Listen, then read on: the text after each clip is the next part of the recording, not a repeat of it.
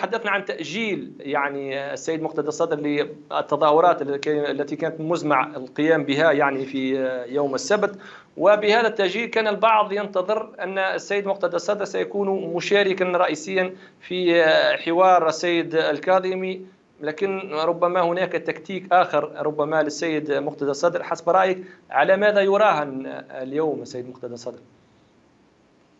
يعني أكيد اليوم المظاهرات التي أعلنت يوم السبت تم تأجيلها من قبل التيار الصدري، لأن هناك وصلت إشارات إلى التيار الصدري حسب المعلومات الأخيرة بأن هناك استهداف لهذه المظاهرات المليونية. تعرف هذه المظاهرة ليس كل المظاهرات، هذه المظاهرات تكون أما مليون أو مليونين أو 3 ملايين، هي تغطي جميع بغداد من كل المحافظات العراقية، من المحافظات الغربية، من المحافظات الشمالية. ولذلك أراد السيد مقتدى الصدر أن يحافظ على دماء العراقيين وألغى هذه المظاهرات، العفو ليس ألغاها وإنما أجلت إلى شعار آخر.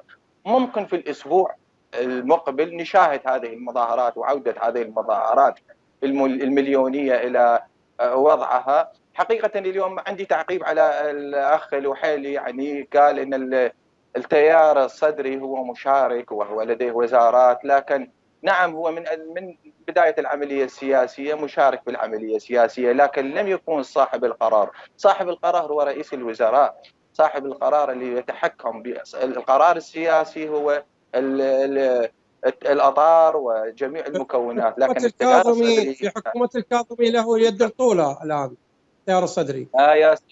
يا سيد العزيز، التيار الصدري لم يكن من